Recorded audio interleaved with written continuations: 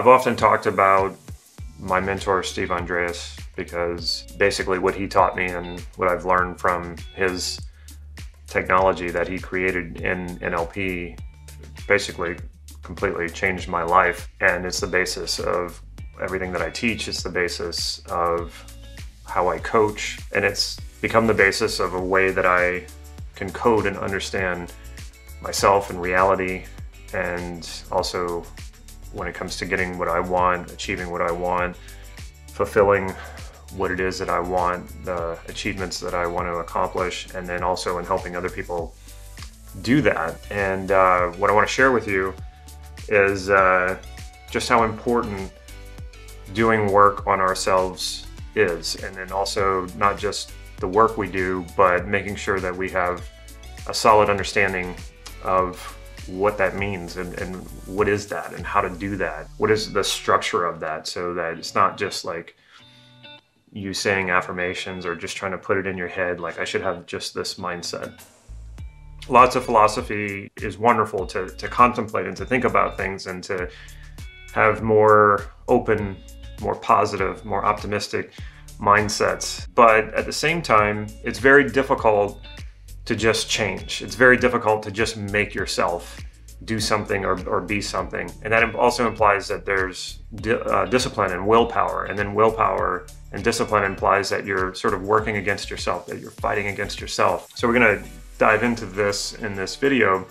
I wanna take a step back and relate a story, actually two stories, that kind of exemplify what I'm talking about. So one time I went to my mentor, Steve, and I said, Steve, where do morals fit in to NLP? Where do morals fit into getting what we want and living a fulfilling life? And his answer surprised me. He said, I don't like to think in terms of morality. I don't like to think in terms of what's right and what's wrong. He said, I'd rather look at what's useful and then what's more useful. And maybe what's more useful than what's useful. So you're constantly looking for what is useful. And he said, I would also rather turn my attention toward values, toward, what are those experiences that are important to me, and how do I fulfill that? So instead of thinking about what maybe I shouldn't do, which a lot of times morals tend to be more static and tend to be more like what I should not do or what is the proper way to behave. It's very difficult to bring that then into every situation, because every situation is going to define those morals in a different way. But if you can look toward what it is you value, and this gives you a little more flexibility. And if you look at what is useful, and I don't mean just what is useful for me or just what is useful for you, but what is useful overall in consideration of other people, then you're probably going to make better decisions based on when you look at what is useful and what is valuable to you, rather than what is right and what is wrong. Now, I could do an entire video on this, on right and wrong and the philosophy of right and wrong, and that it is in fact a duality, and it doesn't serve us to be stuck in this duality. I could do a full video on that, and if you would like a video on that, let me know in the comments below. And as you may have known, some of you, I do make videos based on your suggestions. So I want to impart another story, a similar one, but not this, has a little bit of variation. When I was living in Los Angeles, I worked for an Israeli company, and about half the people in the company were from Israel. So they observed Jewish holidays, and most of them did attend temple. They were not Jewish just in name, they were also practicing, most of them. And I come from a Catholic upbringing, which I don't practice anymore. And I'm always curious about religions. I'm always curious about the philosophy behind religions. And I found it really interesting that comparing Judaism to Catholicism, it's really hard to separate the religion and the Jewish religion from the Jewish culture, which I find quite interesting, by the way. I find culture very interesting. So I found trying to see the difference between the two very difficult. So I would ask them a lot of questions about their culture and their religion. And I didn't know at the time, this was years ago, I didn't know at the time that Judaism, they don't have a hell, like a typical heaven and hell, like the Christian faiths often have. And so I had a hard time understanding that. Like, how could this be a similar religion to what I had grown up in, with a lot of similarities, but missing this heaven and hell? And so I asked one of them, I said, well, what keeps you in line? Like, what keeps you believing? What keeps you doing the right thing according to the Jewish faith? And I wasn't just asking him, I was asking in general to all of the people who were there at the time, who heard me ask this question, and they all kind of froze. They all kind of were like, gee, I don't know. Nobody's ever asked me that. It was kind of that expression. And then one of them says, oh, you have no idea of what the guilt of a Jewish mother can do to you. The guilting of a Jewish mother. And this is very funny because anytime I relate that story to people who are Jewish, they think it's hilarious because there is that stereotype in Jewish families and Jewish culture of the Jewish mother being the one who sort of keeps everybody in line and tells them what's right, what's wrong, and they better do this or else. When we think about the things that keep us in line, we can call them morals because we all have a little bit of that, or maybe some of us have a lot of it. We think about morals, what's right, what's wrong, and that keeps us in some sort of, our behavior, our life is in some sort of alignment with that. And then we have a mixture of the experiences that we value, and we make decisions based on those. Then we also have, probably intermixed for most people, and they don't know the difference, or the external values. And that could be religious values, that could be societal values, that could be cultural values, family values. And so we're kind of a mishmash of making decisions based on a variety of values and morals.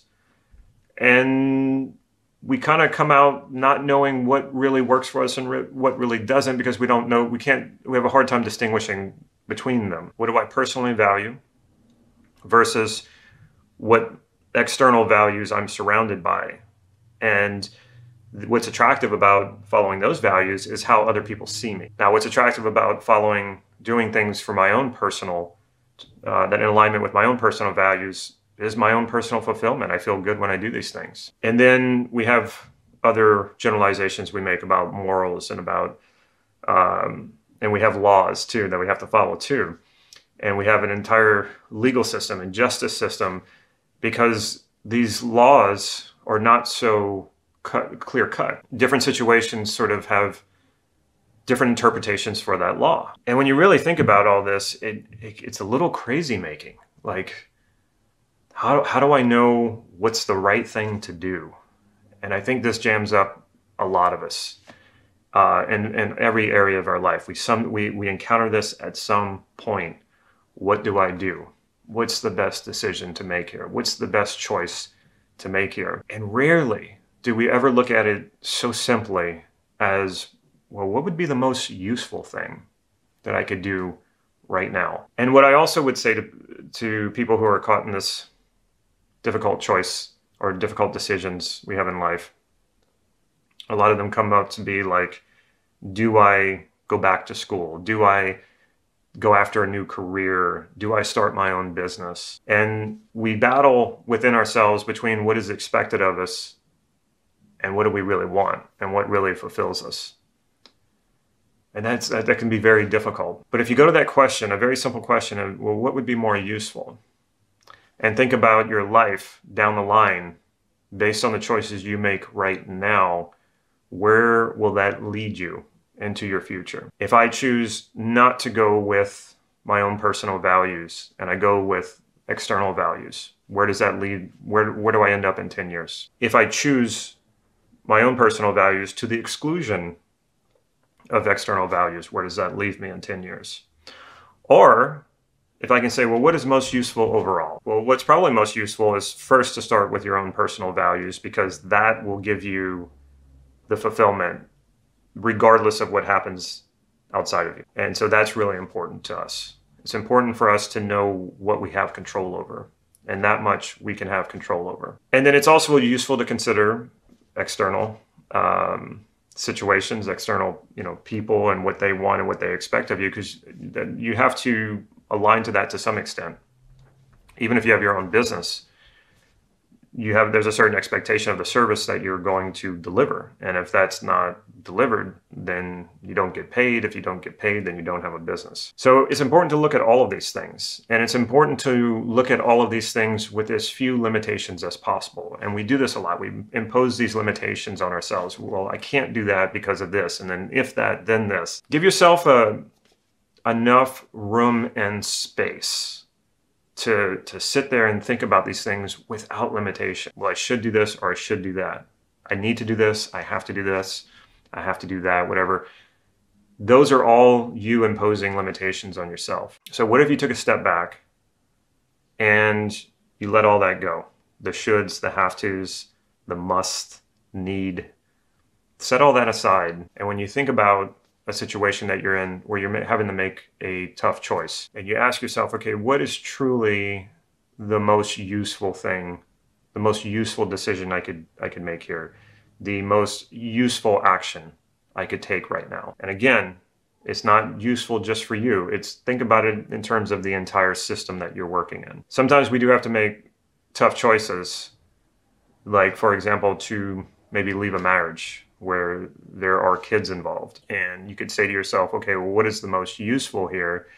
And it's easy to get caught up in, well, you don't want to hurt the person, the maybe soon to be ex-spouse. You may have lots of concerns about how the kids will either take to this or not take to this. And then there are your own personal feelings and your own lack of fulfillment, which is probably driving you to want to leave. And then you have to ask yourself, okay, if I am unfulfilled, but I stay with this in order to try to fulfill the usefulness or the values of other people, am I really serving the overall usefulness of the situation? Now, that's not a question that anyone can answer but you. But I would say that in most cases, if you have to compromise your own fulfillment in pretty much anything, you're not going to be as good for the other people involved. Now, again, this is not a black and white. This is not a right or wrong duality here. It's just one of those things that you have to be really honest with yourself with. And I would say stick to that idea of what is the most useful thing here? What is the most useful choice, decision, action, behavior, instead of what's the right thing to do or what's the wrong thing to do. Now, I know it sounds like, wow, Damon's saying, I don't have to think about what's right and what's wrong. I'm not saying that at all. I think it's important to think about those things, to not exclude them. But there's a certain duality there with right and wrong that can trip us up and that can limit us. But we can think in terms of what's right for the situation, and what is right fits very well with what is most useful, I think. And if it doesn't seem to be fitting very well in the situation that you find yourself in, see if you can merge those two categories, what is right and what is useful. Because I think a lot of times if we have trouble merging those two categories, there's another limitation happening there that's dividing them. And so you need to maybe take some time and ask yourself, well, what's that about? What is the positive intent behind that limitation? And here's the thing, all limitations have a positive intent behind them. You don't create limitations in your life to truly limit yourself. That's not their purpose. Any type of thing that limits us, or anything that we're creating, a limitation, a problem, a limiting belief, any of these things, they are coming from your attempt to manifest a value. It doesn't mean it's working. Your strategy might not be working. Let's take a good example of like self-sabotage, because I get a lot of people asking me about self-sabotage. Self-sabotage is really not self-sabotage, but as long as you label it as self-sabotage, it's really hard to solve that problem because you're mislabeling the problem. If something keeps happening over and over again and it looks like self-sabotage, know that that behavior is your attempt to manifest a value, an experience that's important to you. It's just that the strategy that you're using is off. There's nothing wrong with you. You're not a bad person. Doesn't make you wrong. Doesn't make you right either. All it's saying is that something's very important to you here, and you just need to understand what that is and choose a different strategy. I know I'm oversimplifying it, and sometimes it is that simple, and sometimes it takes a little more of a deep dive. Sometimes it takes a little bit more of going into this and finding out what really is useful here, what really is valuable for you here, that also would help serve the external, help serve the entire system. Now, if a lot of what I said here sounds abstract, it can seem that way until it's put into practice. And there is a very definite way to put this into practice. And I would like to show you how to put this all into practice and much, much more. And how I can do that is next week, we will be doing a free 3-part live webinar where I will be getting into all sorts of this stuff that I've been talking about. Not only that, we're going to have exercises that we're going to walk you through. So when you're done, you will actually have a plan written out that will start from what it is you want, removing the obstacles that get in your way, creating that overall vision, and having a clear path toward getting what you want. And what do we all want? We all want fulfillment. You know, it's one of those things that you say, well, everybody wants something different.